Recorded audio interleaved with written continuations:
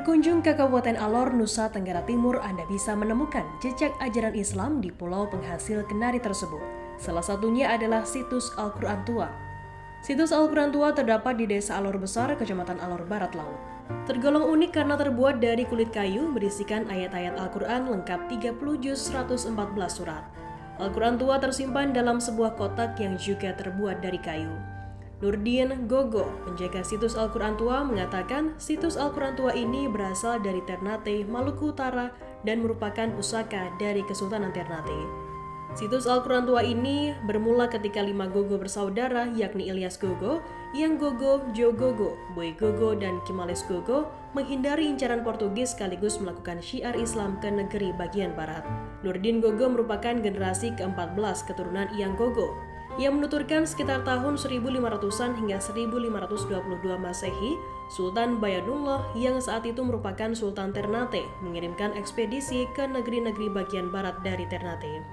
Perahu Tumak Nina yang membawa 5 Gogo bersaudara berangkat dari Ternate ke bagian selatan dan barat, melewati Laut Banda dan terus menuju ke perairan utara Pulau Alor. Gogo bersaudara kehabisan bekal sehingga mereka memutuskan singgah di wilayah barat laut Pulau Alor, yakni Fateli atau Tanjung Bota yang sekarang bernama Desa Alila untuk mencari sumber air minum. Ketika hendak kembali, bertemulah mereka dengan Raja Baololong dari Istana Bunga Bali dan terjadilah percakapan dan pertukaran cenderamata. Gogo bersaudara berlayar hingga ke Desa Tuabang, lalu menuju Alor Besar untuk menemui Raja Baololong. Raja meminta kelima bersaudara untuk tinggal di kampung Alor Besar. Seiring berjalannya waktu, Raja Baololong memberikan sebidang tanah, kemudian didirikanlah Uma Fanja atau rumah banda di kampung Bang Mate yang menjadi tempat penyimpanan Al-Quran Tua dari kulit kayu. Berbekal Al-Quran Tua tersebut, Gogo bersaudara mulai menyebarkan agama Islam, mengajar mengaji, sholat, zikir, dan perilaku Islami. Setelah itu didirikan Ropo atau rumah panggung kecil khas Ternate. Ropo menjadi cikal bakal Masjid Babu Solah Desa Alor Besar. Kemudian Gogo bersaudara merasa warga kampung Bang Mate sudah memahami ajaran Islam dan berniat pergi ke daerah lain untuk mengajarkan agama Islam. Atas kesepakatan, Raja Baololong menikahkan Putri Bui Haki, putri bangsawan saudara raja, dengan Iyang Gogo dan mereka menetap di Alor Besar.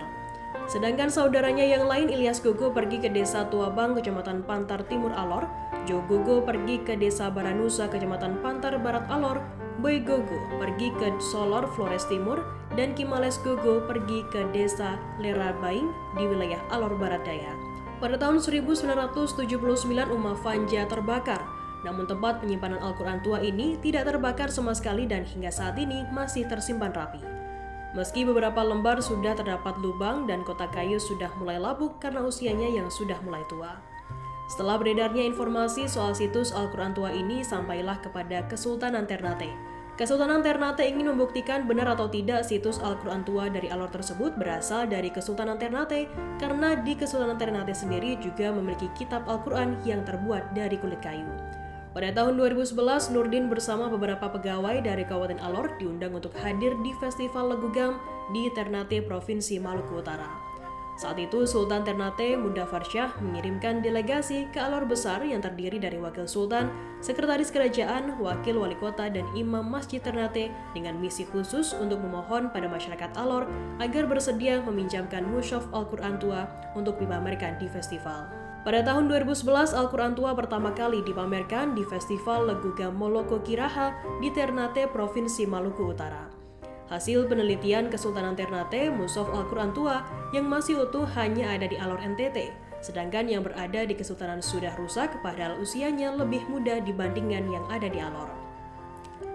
Menurut Nurdin Gogo, kedatangannya bersama mushaf Al-Quran Tua disambut dengan upacara, tarian-tarian, dan juga tangisan masyarakat Ternate yang rindu berjumpa dengan keluarganya juga dengan mushaf Al-Quran Tua.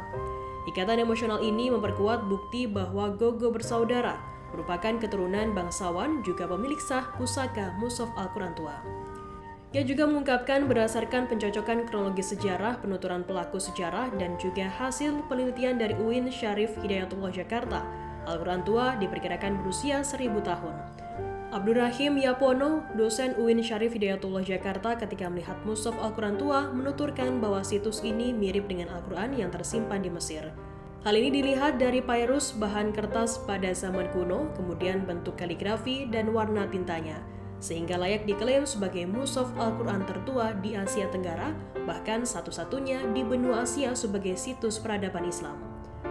Namun sampai sekarang tidak diketahui kulit kayu apa yang dipakai di Al-Quran Tua ini. Masyarakat Alor percaya Al-Quran Tua memiliki kekuatan supranatural yang mampu menarik minat pengunjung dari berbagai daerah. Nurdin Gogo berharap Dinas Kebudayaan Kabupaten Alor lebih memperhatikan situs-situs budaya yang ada di Alor, juga turut mempromosikan situs budaya yang ada.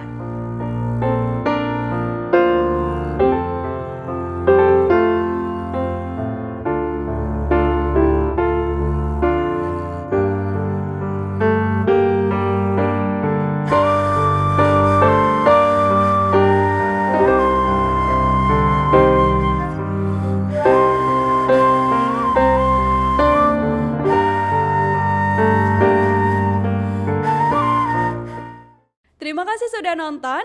Jangan lupa like, subscribe, dan share ya.